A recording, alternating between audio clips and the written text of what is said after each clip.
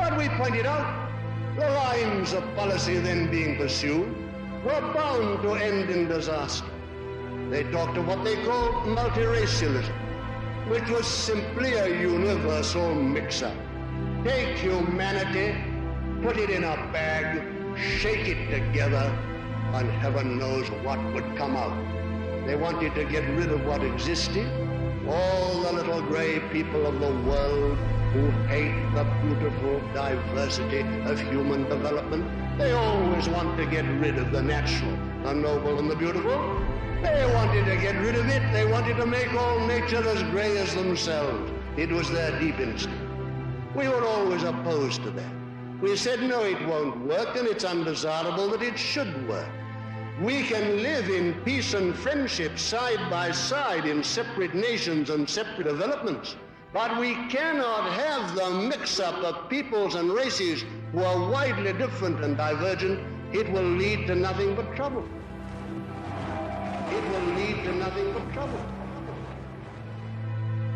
This policy of mixture, what does it really mean? It doesn't mean freedom. It doesn't mean brotherhood or any of the cant and humbug which is taught.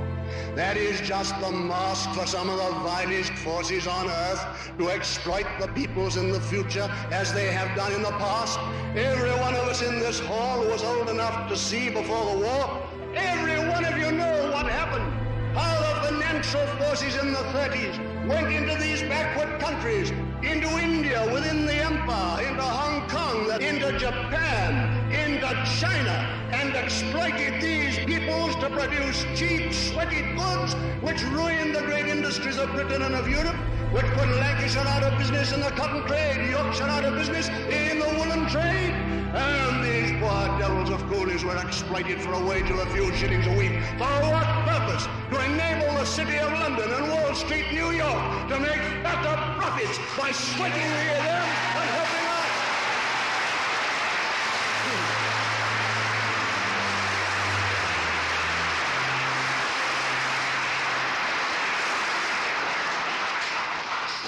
That is why it was done.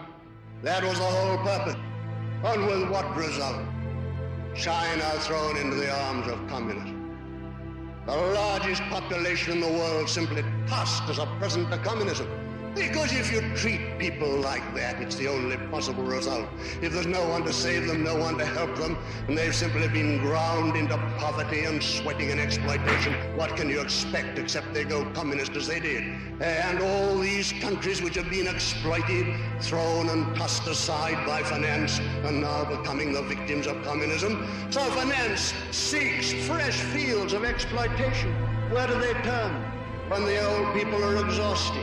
When many a poor laborer has died of consumption and of other horrible diseases in their sweatshops, or when they're exhausted fields of exploitation, where do they turn now? New pastures, new forests, fresh virgin land. And then you erect a Union Jack or another flag of Europe, and under that flag, where you allow these things to happen as we have done in the past, and those poor devils that have been sweated and exploited in Africa, like the other poor devils in China, India, and Japan, a great new field for sweatshops to be opened up, so that these new industries which we're creating in Britain today will be destroyed as the old industries were. Simplified, rationalized machinery with a few white surveyors, and then the masses of cheap-colored labor torn off the land and taken into the sweatshops to work and labor and cough their guts out with tuberculosis until they too are thrown on the scrap heap of the sweatshops. Is that worthy of Britain? Is that to be the future of Europe?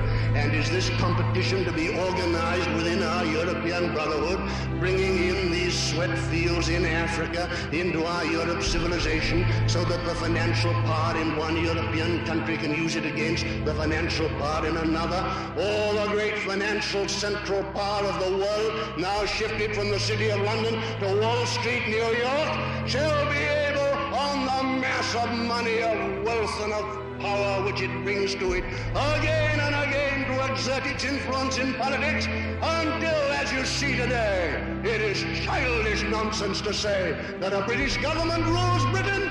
It's nothing to do with British government or the British people. The government of the world is the financial